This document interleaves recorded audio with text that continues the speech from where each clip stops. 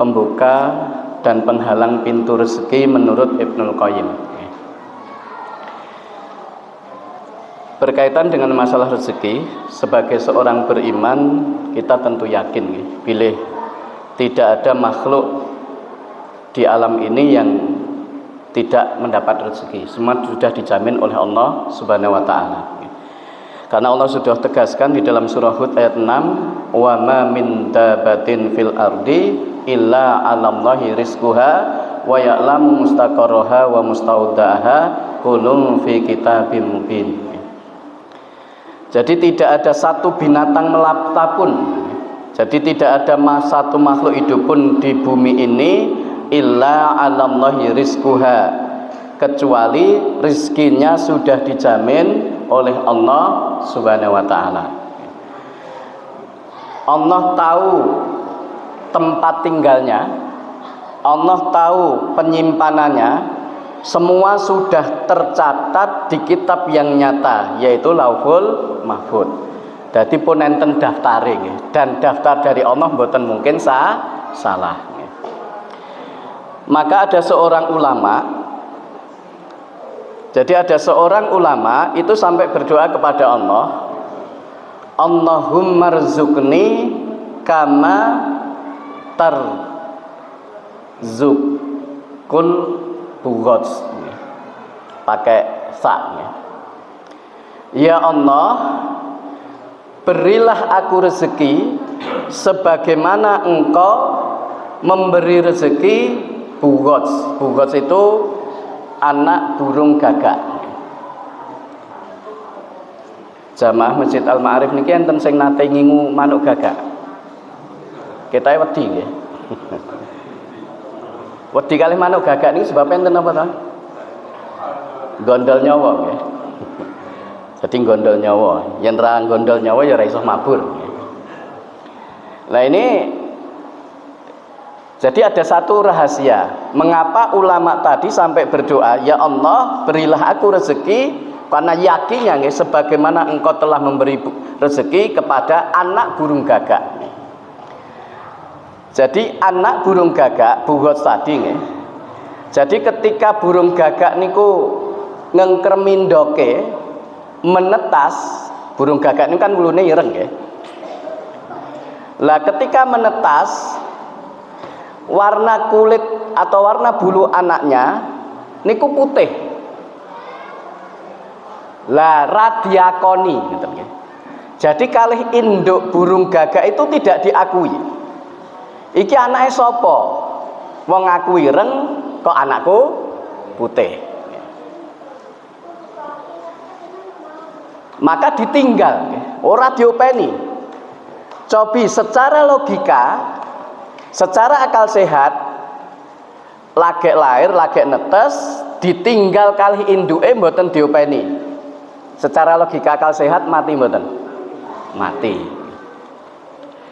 Tapi ternyata oleh Allah Subhanahu wa taala anak burung gagak yang masih cindil, yang tidak dipedulikan oleh induknya tadi, ternyata oleh Allah Subhanahu wa taala didesain, disetting dari tubuhnya keluar satu zat kimia yang aromanya itu menarik serangga-serangga kecil.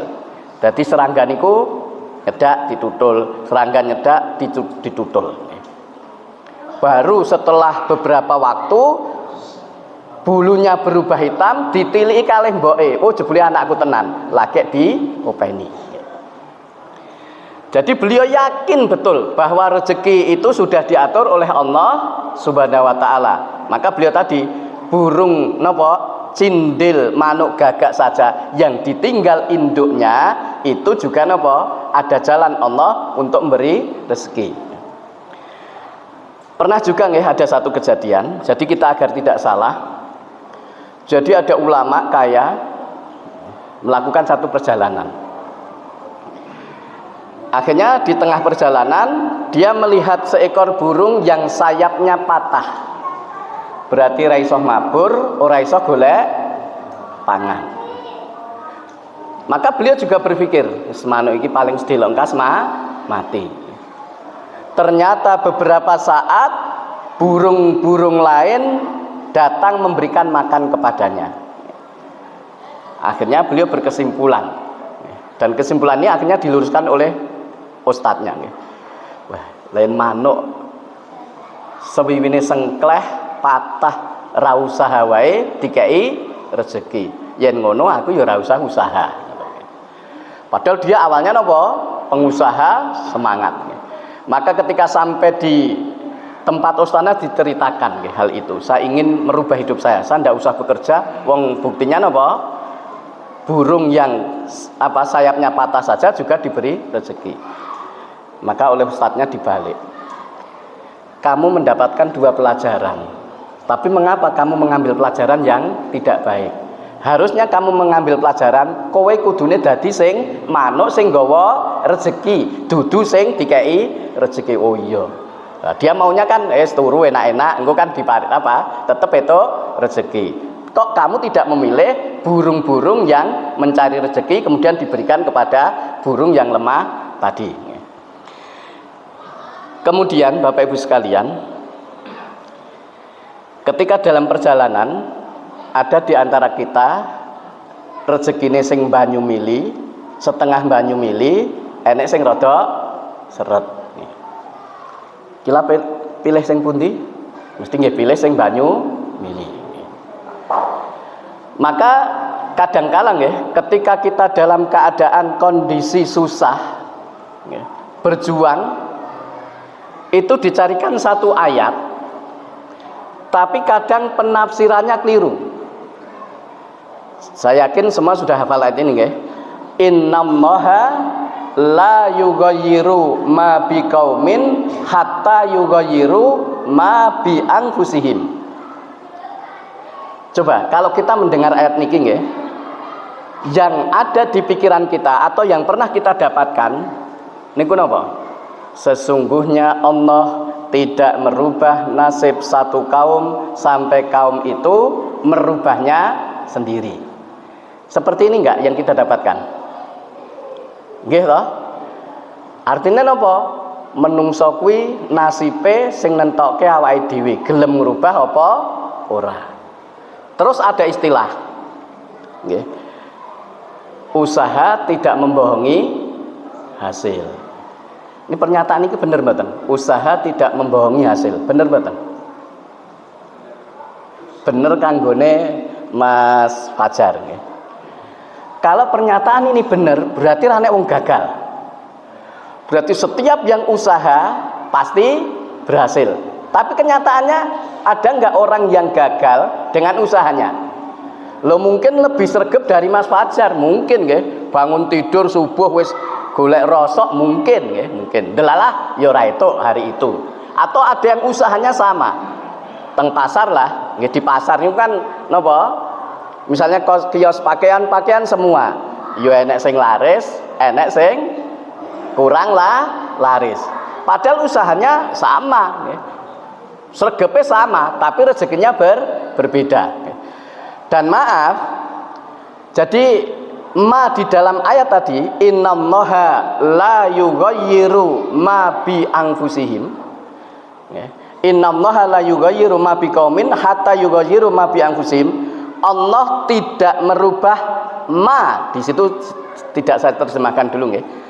Allah tidak merubah apa-apa yang ada pada satu kaum sampai Allah merubahnya, sampai kaum itu merubahnya sendiri. Ma di situ artinya adalah bukan nasib tetapi nikmat. Sebab apa? Di dalam surah Al-Anfal, dzalika bi annallaha la yughayyiru nikmatan an'amaha ala qaumin hatta yughayyiru ma bi anfusihim. Sesungguhnya Allah tidak akan merubah satu nikmat yang telah Allah berikan kepada satu kaum sampai kaum itu merubahnya sendiri. Artinya apa? Dari nikmat menjadi apa? Adab. Maaf nggih. Jadi kita mungkin ada orang awalnya kaya, anaknya wong sugih, anak tunggal. Nah biasanya kalau orang tuanya kaya, anak tunggal, ini cenderung apa? Cenderung apa? manja, jagake wong tua. Tapi ketika orang tuanya meninggal, akhirnya anak ini kenapa? Maaf, ada yang terlunta-lunta. Karena apa? Nikmat yang Allah berikan melalui orang tuanya dia salah gunakan. Karena prinsipnya, mungkin prinsipnya nggih. Prinsipnya apa? Kecil dimanja, muda foya-foya, tua kaya raya, mati masuk neraka. Masuk surga apa masuk neraka? Oh niku karepe nggih, cilik dilelo-lelo lidung nggih, gedhe diujot, dimanja nggih. Nanti tua ra usaha sugih. Yen wis mati mlebu surga. Surgane sapa? Jadi maaf, seseorang yang diberi nikmat oleh Allah, akhirnya nikmat itu dicabut, itu karena napa? Pokale dewi. Contoh misalnya nggih, maaf. Mungkin ketika kita berjalan-jalan nggih di satu tempat, mungkin teng Solo. Malam-malam nggih, di Solo itu kan atau di kota-kota besar nggih, di depan emper toko itu banyak yang tidur. Ndak punya rumah. Tiang sing mboten gadah omah niku disebut napa? Tunawisma, randi omah. Mungkin saat kita melihat kita iba, terenyuh. Tapi kita tidak tahu di belakang dulu kok dia sampai tidak punya rumah, itu sebabnya apa? Kadang ternyata ada nggih, awalnya kaya. Nah, kemarin saya pulang ke Kartosuro itu ceritani nggih. Kayak saiki randi omah. Lah napa? Pengine hidupnya instan. Pengine napa? Foya. Ora sregep nyambut gawe, foya. Akhirnya apa yang dia miliki napa? Didol. Jadi hati-hati nggih. Lemah niku napa? Numani nggih. Numani niku napa? Sekali ngedol lemah, tuman. Tuman niku napa? Tuman, pokoknya tuman. Yen tuku nggih ngoten. Tuku lemah niku nggih tuman. Dadi tuku nggo tuku neh. Ning yen ngedol nggih tuman. Ngedol siji, sesuk didol. Rumangsane napa? Nampa duit gampang. Atau dengan cara yang lain nggih. Dan di dalam Al-Qur'an itu sudah dikisahkan nggih. Ada satu negeri namanya negeri Sabak. Tapi maaf nggih. Ini ada penulis yang rodok ngawur. Namanya Fahmi Basha. Anak saya juga Fahmi nggih, tapi bukan Fahmi Basha nggih. Jadi dia itu mengatakan Borobudur niku peninggalane sinten? Nabi Sulaiman. Nabi Sulaiman itu asalnya saka Sleman. Jadi Sulaiman diotak-atik dadi Sleman. Ratu Boko, Ratu Bilqis itu Ratu Boko. Negeri Sabak kuwi Wonosobo. Wis diotak-atik nggih. Dadi Borobudur dianggap napa peninggalane sinten? Sulaiman. Laire teng pundi? Sleman. Bojone sinten? Ratu Bilqis. Niku sinten? Ratu Boko. Negeri Sabak ditakwil napa? Wonosobo. Matuk mboten iki? Otak-atik matuk utawi cocok logi. Wong Nabi Sulaiman tungsam mriko nggih, di Palestina makamnya. Kok iso tekan Sleman? Yaitu otak-atik nggih. Maka negeri Sabak nggih, yang awalnya nggih, kaya raya, gemah ripah loh jinawi nggih. Subur sing sarwa tinandur, murah sing sarwa tinuku. Niki seneng mboten, Pak? Napa? Subur sing ditandur, murah sing dituku. Niku seneng napa susah? Nggih dikabulke, nandur pari subur. Nah, terus wayahe panen murah. Seneng napa gelo?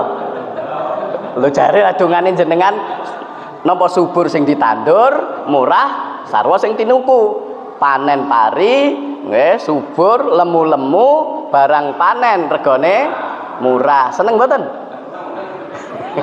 Seneng sing tuku, tanine ya senep nggih. Maka karena mempersekutukan Allah, karena bermaksiat kepada Allah, akhirnya negeri itu dirubah oleh Allah. Yang awalnya subur dirubah oleh Allah Subhanahu wa taala menjadi napa? Kering kerontang. Maka tadi Bapak Ibu sekalian, jadi ayat yang saya sampaikan nggih, innallaha la yughayyiru ma biqaumin, itu bukan berkaitan dengan nasib, tetapi napa? Nikmat. Jadi Allah tidak akan merubah nikmat yang diberikan oleh Allah kepada satu manusia atau kepada satu kaum sampai umat itu atau manusia itu napa? Menghilangkannya sendiri. Menghilangkan bisa dengan apa? Dengan maksiat, dengan foya-foya, dengan judi. Banyak nggih. Nah ini kejadian nggih. Pengen instan. Akhirnya ikut judi online. Mriki enten mboten sing ikut judi online? Alhamdulillah, pas ngaji niki nggih. Semoga bar niki mboten enten. Tapi kan pernah kejadian nggih di deket ya di Plupuh sini nggih. Judi online ketika kalah bingung. Terus napa? Ketika bingung terus jadi pinjaman online nggih, nutup kerugiane akhirnya pinjam online, ya sudah murokab. Murokab niku tumpuk undung. Nggih, kesalahannya akhirnya napa? Numpuk utange sampai terkumpul 400 juta, ditagih wong tuane, gelem ra gelem kudu disaur. Akhirnya napa? Dan maaf nggih, yang mungkin semoga tidak ada yang pinjaman online nggih, karena pinjaman online itu dampaknya yang tidak ikut pun terkena. Saya pernah terkena dampak nggih. Saya tahu-tahu di WA nggih, di WA, teman Anda, tolong sampaikan ke teman Anda tidak bertanggung jawab, pinjam tidak mau bayar. Saya kaget, ini sopo itu ya. Terus di KTP-nya dikirim, dek, saya kaget juga. Astagfirullahaladzim. Tapi saya tidak buka identitasnya, dan bukan jamaah sini, bukan jamaah sini. Saya yakinkan bukan jamaah sini. Jenenge iki jamaah pengajian, dek. Lah kok jamaah pengajian ya iso kecantol napa? Pinjaman online. Astagfirullahaladzim, saya sampai poranek dalan liyane. Maka Bapak Ibu sekalian, mari kita berhati-hati nggih, nikmat yang Allah berikan kepada kita bisa dicabut oleh Allah karena napa? Kesalahan yang kita lakukan. Nah, sekarang berkaitan dengan masalah rezeki, itu ada yang bisa membuka pintu rezeki, ada yang bisa menutup. Menurut Ibnul Qayyim Al-Jauziyah, ini yang membuka dulu ya. Jadi untuk membuka pintu rezeki kita, mungkin diantara kita yang merasa seret, coba jalan ini ditempuh. Yang pertama yang bisa membuka pintu rezeki kita adalah qiyamul lail. Napa qiyamul lail? Salat malam. Bapak Ibu menawi dalu mesti niki mboten satu orang nggih. Sinten mawon, ndak ada yang tidur dari awal bangun subuh langsung nggak ada. Malam niku mesti bangun.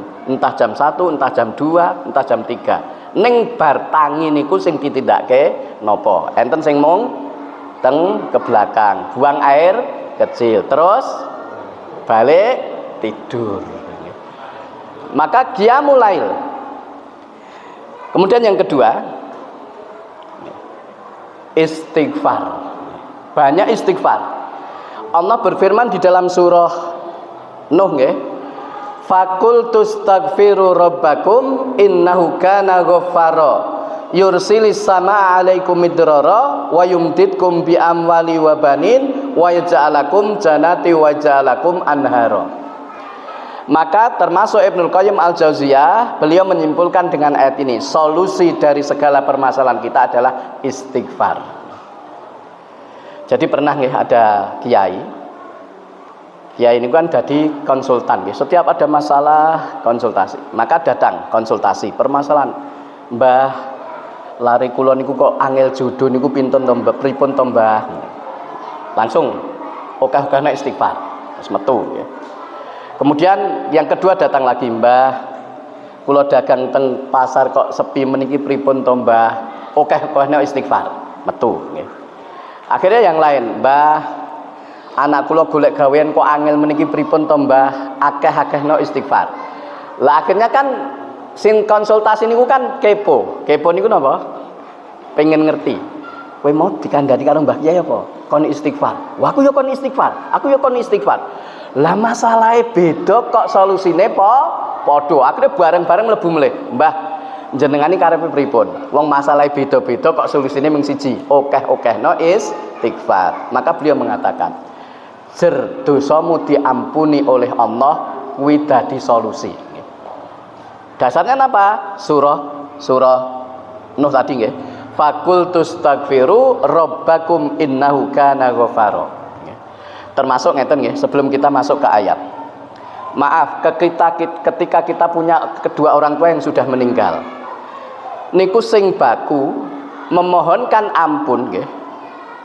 Jadi jer orang tua kita diampuni oleh Allah Subhanahu wa taala dosanya, niku selamat pun nggih. Mesti selamat. Termasuk nggih misalnya surah Ali Imran. Kul in kuntum tuhibbunallaha fattabi'uni yuhibbukumullahu wa yaghfir lakum dunubakum. Setelah dicintai oleh Allah Subhanahu wa taala napa? Diampuni dosanya. Maaf, kadang kan kita mikir aneh-aneh nggih. Melakukan ini untuk orang tua yang sudah meninggal. Padahal intinya adalah ketika kedua orang tua kita dosanya diampuni oleh Allah Subhanahu wa taala, itu menjadi napa? Penyelamat. Maka memperbanyak istighfar, memohonkan ampun kepada orang tua. Maka surah Nuh tadi nggih. Fakultus tagfiru rabbakum innahu kana ghafara. Maka aku katakan kepada mereka, ya Allah, kalian beristighfar, mohon ampun kepada Allah, dan Allah itu zat yang maha pengampun. Semua dosa pasti diampuni oleh Allah Subhanahu wa taala. Pernah kita sampaikan ya, surah Az-Zumar. Dosa apapun tanpa kecuali, termasuk dosa syirik, kalau pelakunya mau bertobat, diampuni oleh Allah Subhanahu wa taala. Qul ya ibadiyalladzina asrafu ala anfusihim la taqnatu mir rahmatillah innallaha yaghfiru dzunuba jami'a. Katakanlah kepada hambaku, jamaah sekalian, Allah itu sangat penyayang. Beda dengan kita. Kalau kita menyebut pelaku maksiat, niku kan sing disebut maksiate. Contoh ngeten. Kalau ada orang jiko hartanya orang lain tanpa izin, itu disebut apa, Pak? Nyolong. Sing rodok dhuwur saking nyolong, maling. Rodok kasar gitu, maling. Misalnya nggih. Enten wong sing ngerutang ra tau nyaur, disebut apa? Ngemplang. Misalnya pejabat memakan harta rakyat, disebut korupsi, dosanya disebut koruptor. Jadi kita nyebutnya itu dosanya, tetapi Allah Subhanahu wa taala tidak. Pelaku dosa apapun, pelaku maksiat apapun tidak pernah disebut maksiatnya, tetapi masih diakui oleh Allah sebagai hambanya. Kul ya ibadi, he kaulaku, he hamba-hambaku sing leluyan marang awake dhewe nindakake maksiat, la taqnatu mir rahmatillah, jangan berputus asa dari rahmat Allah. Innallaha yaghfiru dzunuba jami'a. Allah mengampuni semua dosa, asalkan apa? Bertobat. Kemudian itu dilanjutkan ya, dengan kalian beristighfar kepada Allah ya, yursilis sama alaikum idrara, maka Allah akan memberikan kepada kalian, menurunkan air dari langit dengan hujan yang lebat, hujan yang memberikan manfaat. Wa yumditkum bi amwali wa banin, dan Allah akan memperbanyak harta dan anak kalian. Wa yumditkum bi amwali wa banin. Coba nggih, maaf. Di antara kita kan kalau keyakinan orang Jawa dulu, niku banyak anak banyak rezeki. Niki terus berlaku mboten? Banyak anak banyak rezeki. Zaman dulu nggih, mangan ramangan kumpul. Niki terus berlaku mboten? Ternyata misalnya nggih, mangan ramangan kumpul, anake 8 sak omah kumpul, ra iso mangan. Akhirnya wis rasah, ra ini wis kudu dirubah. Ora napa? Ora mangan ramangan kumpul. Terus diganti napa? Kumpul ra kumpul sing penting mangan. Oh, akhirnya anaknya enek sing ning Korea, anaknya sing teng di teng Jepang, anaknya enek sing teng di Kalimantan. Wis kumpul ra kumpul sing penting mangan. Lah suwe-suwe suwe-suwe napa? Kumpul angel golek pangan angel. Lah dulu pas corona ndek wingi nggih, ora kumpul, ora mangan. Kumpul yo ora etuk, mangan golek pangan yo angel. Tapi dengan prinsip berkembang seperti ini nggih, ini kan apa? Berangkat dari perjalanan tadi nggih, termasuk nggih. Maaf, kalau kita pengen punya banyak anak ya ndak masalah. Tetapi dalam ayat itu Allah lebih mendahulukan dulu nggih, wa yumditkum bi amwali wa banin. Bondo sik lagi anak. Allah akan memperbanyak harta kalian dan Allah akan memperbanyak anak kalian. Jadi harta dulu baru anak. Ini sakniki anak sik bondone keri. Yen etuk ya alhamdulillah, yen ora ya alhamdulillah. Jadi kalau berdasarkan surah apa? Nuh tadi harta dulu ya. Jadi Allah akan dengan kalian beristighfar, Allah akan memperbanyak apa? Harta kalian, anak kalian. Allah akan menjadikan kalian nggih sungai-sungai, nggih, sumber air dan seterusnya. Itu menjadi sumber penghidupan. Jadi yang kedua apa? Istighfar. Kemudian yang ketiga, sedekah. Banyak sedekah. Nah, ini kalau pembahasan sedekah tentu sangat banyak nggih. Dalam satu pembahasan sedekah itu kalian akan ditolong itu selama kalian menolong hamba Allah yang lain. Kalian ditolong oleh Allah karena orang lemah-lemah di antara kalian. Jadi kalian ditolong oleh Allah, diberi rezeki karena orang lemah di antara kalian. Ini banyak kisah nih, banyak kisah gitu. Nah, kemarin saya juga dulu ada nih, maaf. Jadi ada wanita sakit ya karena satu maksiat nih. Tapi ketika kita ruqyah, alhamdulillah dia menjelang mati itu cekelane tasbih nih. Jadi tasbih, tahu tasbih nggih? Jadi istighfar terus nggih. Jadi ketika selesai ruqyah golek tasbih istighfar nggih. Qadarullah setelah saya ruqyah meninggal. Kemudian kebetulan adiknya, kakaknya nggak punya anak. Dia sudah punya anak satu terus diopeni nggih. Diopeni kalih sinten? Kalih mbake yang tidak punya anak. Ternyata dari dia menolong secara logika kan ditinggal Pak wong tu apa ibu mati, rezekine kan dia termasuk anak lemah. Diopeni rezekine banyu mili. Jadi ketika dagang liyane rodok sepi, mbak niku rame banget nggih. Ternyata napa? Dari ngopeni anak yang lemah. Maka kalian akan ditolong oleh Allah dengan orang-orang lemah di antara kalian. Kalian ditolong oleh Allah selama kalian mau menolong hamba Allah yang lain. Jadi banyak sedekah. Kemudian yang berikutnya zikir pagi dan petang. Jadi ketika ba'da subuh dan ba'da maghrib itu zikir pagi dan petang. Itu pembuka pintu rezeki. Lah sekarang penghalangnya. Jadi maaf. Jadi kalau ada yang seret mungkin bisa jadi penghalang ini. Yang pertama, tidur di pagi hari. Berarti wong Jawa leres nggih, Pak? Ojo turu esok ndak rezekine ditotol pitik. Memang benar nggih. Cobi nggih, misalnya setara logika saja. Dan Rasulullah sallallahu alaihi wasallam beliau sudah bersabda nggih, "Ya Allah, berkahilah di waktu pagi umatku." Jadi yang paling berkah itu adalah waktu pagi. Coba kita secara logika nggih, secara akal sehat. Misalnya nggih, ada orang butuh ke jasa kita pagi hari nggih, datang ke rumah kita masih tidur. Niku kesane pripun? Misal ada tukang batu atau tukang kayu dibutuhke. Kita datang ke rumahnya jam 7 esok misalnya. Isih turu, kesane pripun, Pak? Wah, cek turu prasido.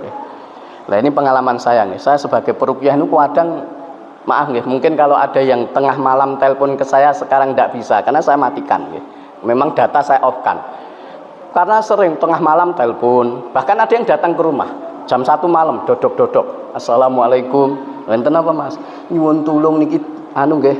Napa? Ruqyah. Nah, saya kan baru pulang, baru mapan turu capek nggih. Mas, nyuwun ngapunten saya capek. resiko tinggi kalau dalam kondisi tidak fit. Ruqyah itu juga resiko. Yen jenengan sabar, besok ba'da subuh langsung saya usahakan. Yen mboten sabar nggih, monggo cari yang lain. Ada yang jam 3 malam datang ke rumah. Tapi apa? Ba'da subuh mesti kita dulukan. Jadi jangan tidur di pagi hari. Yang kedua, penyebab rezeki seret males. Napa Pak males? Keset. Contoh nggih, contoh. Temen itu pernah nggarap omah nggih. Maunya nolong temen yang jadi tukang. Tapi tukang niku sregepe luar biasa dalam tanda kutip nggih. Sak teplokan ngejak omong, sak teplokan ngerokok, sak teplokan napa ngombe. Akhirnya seminggu bahan itu memang dibuat habis. Temen bilang, anu ya leren sik ya, materi ini napa materialnya entek. Sebabnya napa? Males. Jadi malas. Dan malas secara kolektif ini berbahaya. Maka Rasulullah SAW, beliau kan salah satu di dalam doanya itu, ya Allah aku berlindung dari sifat napa? Malas. Kalau malas itu melanda satu negara, akhirnya ya dikuasai oleh orang lain. Gitu. Maaf, kalau mbah-mbah kita itu kan dulu masih sergep. Gitu. Nggawe tepung niku napa Pak? Dideplok nggih. Dulu kalau mau nggawe bakwan niku kan beras di napa niku? Dideplok nggih. Nggawe minyak kelapa diparut, diolah lah. Tapi yang sakniki enten mboten? Sing ngoten niku enten mboten? Ndak ada. Karena napa males? Akhirnya napa? Karena males dikuasai orang lain. Sehingga sekarang sulit nggih. Misale nggih, maaf nggih. Produsen minyak niku mutung, orang produksi sesasi. Niku sak Indonesia kukut. Lah sing bakul tempe ya ora iso, bakul gorengan ya ora iso. Sing bakul apa-apa ora iso. Sebab napa? Menggantungkan dari yang itu diawali napa? Males. Dan ini kalau berlaku secara individual itu juga apa? Mengganggu rezeki. Jadi kalau disuruh males nggih. Nyambut gawe males, maka orang juga tidak akan percaya. Kemudian yang berikutnya, kilatus sholah. Napa Pak kilatus sholah? Sedikit sholat. Maksudipun sholat sunnahnya sedikit. Kalau kita sebagai umat Islam kan sholat tidak bisa ditawarkan. Sehari berapa? 5 kali. Sholat wajib tetap ditunaikan. Lah yang dimaksud kilatus sholat, sedikit sholat niku napa? Sholat sunnahnya sedikit. Jarang-jarang sholat sunnah. Jadi duha ndak pernah, qobliyah nggak pernah, ba'diyah nggak pernah. Kemudian apa? Tahiyatul masjid nggak pernah. Tapi malah kadang sholatnya sing aneh, sing dicontohkan Rasulullah SAW tidak dikerjakan, tapi justru kadang yang tidak dicontohkan Rasulullah malah dikerjakan. Jadi kalau saya membahasakan, kalau kita ingin mengamalkan sunnah, niku menawi tiyang Jawi ngendika, kodok kalung kupat. Napa Pak? Kodok kalung kupat. Napa? Boyo ora kuat. Ngamalke sunnah niku yen sunnah pun ditindakake sedaya wis kesel, ora mungkin mikir liyane nggih. Poso Senin Kemis ditindakake jek kurang, poso Daud kurang, Yaumul Bid kurang. Ya bisa ya maksimalkan napa Daud. Salat sunnah qobliyah sudah, ba'diyah sudah, tahajud sudah, duha sudah, napa meleh sing dereng? Napa tahiyatul masjid sudah. Kok sih kurang? Masih ada namanya salat sunnah mutlak. Wis salat sunnah saakeh-akehe 2 rakaat salam tanpa terbatas jumlah rakaat. Jadi kalau kita mencontoh dari Rasulullah SAW, nggih kalau wau napa kodok kalung kupat boyoke ora kuat wis kesel. Kok iso mikir liyane. Biasane niku nggih sing dicontohke Rasulullah tidak dikerjakan, tapi yang lain-lain malah dipenke. Sing dieling-eling aja kodoke lho nggih. Mas Fajari kita sing dieling-eling mung kodok kalung kupat wae. Kemudian yang berikutnya, penghambat pintu rezeki khianat. Napa khianat? Tidak amanah, tidak jujur. Kalau ini misalnya nggih. Jadi maaf nih. Ketika seseorang pernah napa nggih? Kalau bahasa kita konangan, ngapusi, bohong, niku wong percaya mboten, Pak? Jadi ada kisah ngeten nggih, ada kisah. Jadi ada kisah. Jadi senengane gojek. Ning gojeke ngapusi. Maka dalam hadis Rasulullah SAW termasuk etika bercanda nggih. Jadi Allah itu murka, benci kepada satu kaum yang bercanda tetapi berbohong. Kita boleh bercanda tetapi tidak boleh berbohong. Contoh, bercanda berbohong ngeten nggih. Misalnya, ketika kejadian kecelakaan di Semarang, tronton kena napa? Sepur niku nggih, masih ingat. Maka siangnya di sebuah grup ada posting nggih. Kejadian tadi pagi di Tegal misalnya. Ada sepur, tronton juga di tengah rel. Lah ternyata setelah dibuka niku sepure iso joget. Jadi iso ngindani napa? Jadi sepure niku iso joget ngindari tronton. Niki bener napa mboten, Pak? Satu, jelas tidak mungkin. Yang kedua, dengan keterangan hari tadi terjadi di Tegal, ternyata tidak terjadi. Bercanda tapi berbohong. Rasulullah banyak bercanda tapi tidak pernah berbohong ya. Jadi maaf, di antara kita kan ada berpegang dengan satu hadis niku kan guyu niku iso matekke ati. Tetapi kalau yang merengut terus niku sebabnya apa? Ya frustasi. Maka termasuk salah satu kelebihan umat Rasulullah dalam satu hadis, kelebihan umat Islam di akhir zaman niku napa? Sing guyune iso los. Napa los? Ya guyu los, tapi ora bengok-bengok lah. Guyune ikhlas ngene. Mboten guyu kok ra ikhlas. Kan enten nih guyu ra ikhlas niku nggih. Maksudnya ngeten nggih. Contoh ngeten. Jadi Rasulullah kita contohkan nggih sebelum kita contohkan yang karena bercanda akhirnya napa? Ngapusi tidak dipercaya. Jadi Rasulullah sallallahu alaihi wasallam beliau pernah nggih ketemu nenek-nenek. Akhirnya mbah-mbah niku kan, ya Rasulullah kula nyuwun jenengan dongake mlebu surga. Maka Rasulullah niku karepe gojek. Ngapunten Mbah, teng surga niku mboten enten tiyang kados jenengan, mboten enten piyai sepuh. Wah, nangis nggih. Wah, tiwas tak rewaki ngaji ben dina, salat sregep, sedekah sregep, barang tuwek ra iso mlebu surga, rugi aku. Nah, akhirnya ketemu sahabat Umar. Nangis kan Mbah niku. Lha enek apa Mbah kok nangis nggih? Oh jare Rasulullah kula nyuwun nggih kan mlebet surga, jare teng surga niku mboten enten sing kados kula. Ha Umar nggih guyu karena beliau kan cerdas. Nggih leres Mbah sing dingendikake Rasulullah. Lah kok leres pripun? Jeng ben niku yen mlebu surga bali enom. Jenengan yen mlebu surga umur 90, jeng ben teng surga umure ya 30 tekan 33. Oh, jadi maksudnya ngono nggih Mbah. Lah saking senenge joget-joget Mbah nggih. Wah, berarti aku iso mlebu surga. Rasulullah bercanda tetapi tidak berbohong. Contoh lagi misalnya. Ada sahabat pengen derek napa? Gonceng ontane Rasulullah. Rasulullah kulon derek jenengan. Akhirnya Rasulullah jawab nggih, ora sah. Kowe numpak anak unta wae. Padahal gede lemu nggih 100 punjul. Ya Rasulullah jenengan ampun napa? Ampun ngoten, mosok kula kan numpak anak unta. Untane napa kuat nggih. Maka Rasulullah anak unta maksudnya napa? Mboke unta kuwi apa ya ora anak unta. Mbah-mbah sakniki, mbah-mbah niki niku anake mboke mboten.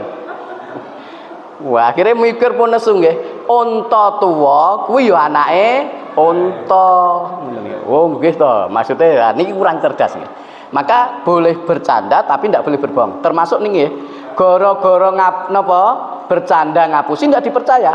Jadi ada yang sering main nggih teng kali, eta tenggelam, Pak. Eta tenggelam. Tulung. Wah, koncone nulungi. Ah tak apusi kowe. Terus kedua ngoten meleh. Tulung, ditulungi. Akhirnya napa? Tak apusi kowe. Lah ketiga, tulung. Ternyata betul-betul napa? Kram ngoten. Tulung. Alah ngapusi kae. Akhirnya ditoke wae. Akhirnya napa? Kok ora jedul-jedul, jebule tenan. Gara-gara napa, Pak? Ngapusi. Maka khianat, sekali konangan khianat, sekali berbohong, orang tidak akan percaya. Yen ra percaya nyun ngapunten niku nggih mateni dalan rezeki nggih. Saya punya pengalaman nggih. Jadi ndelalah ngapusi niku nggih konangan terus ngoten nggih. Ini sebagai penutup untuk menjadi pelajaran nggih. Jadi pernah saya disuruh ngisi pengajian. Tapi yang diamanai untuk nyampaikan itu tidak disampaikan. Saya nggak tahu nggih, mungkin nopo yiri nopo pripun ngoten. Lah ketika sudah acara, nanti yang ngisi jenengan. Loh, kok mboten enten informasi? Loh sudah saya sampaikan ke ini ngoten. Apa ndak disampaikan? Lah melayu tik ngoten nggih. Nyun ngapunten nggih, niki sing kula ken ngisi Ustaz nika. Nggih, mboten napa-napa nggih. Konangan nggih. Jadi ngapusi kok konangan. Pernah lagi dan yang lebih menyakitkan nggih. Jadi misalnya kita merawat orang tua, ya masih saudara lah nggih. Yang kita merawat orang tua nggih, dia hubungi saudara-saudara jauh ngebel yen kula njaluk bantuan. Wah, sing Kalimantan dibel, sing Sumatera dibel, kula napa njaluk bantuan. Nah, konangane pas kakak pulang nggih, lho tak kirimi gaene teko apa ora lho. Lah teng pundi Pak De kirime? Lah ternyata tik-tik nggih kula suwunke bantuan atas nama saya, tapi ndak sampai. Lah ini napa? Berbohong. Akhirnya napa? Sampai kakaknya juga nggak percaya. Ya wis aku ora percaya, sedulurku dhewe sing ora iso dipercaya. Gara-gara napa, Pak? Ngapusi khianat. Jadi Bapak Ibu sekalian, penghalang pintu rezeki yang pertama tidur pagi. Yang kedua males. Sing ketiga salat sunahe kurang. Yang keempat senengane ngapusi atau khianat. Semoga kita terhindar dengan semua itu dan kita tempuh yang pertama tadi agar pintu rezeki kita dibuka oleh Allah Subhanahu wa taala. Tetapi kita ingatkan bahwa Allah tidak akan merubah nikmat. Jadi bukan nasib nggih. Jadi ayat tadi bukan nasib tetapi napa nikmat. Allah tidak akan merubah nikmat yang diberikan kepada seseorang sampai orang itu yang merubahnya sendiri. Jadi nikmat yang ada pada diri kita hilang itu karena napa? Pokal kita sendiri. Ini yang bisa kita sampaikan, kurang lebihnya mohon maaf. Aku lu kali hada fastaghfirullah li wa lakum wa akhiru da'wana anil hamdulillahirabbil alamin. Assalamualaikum warahmatullahi wabarakatuh.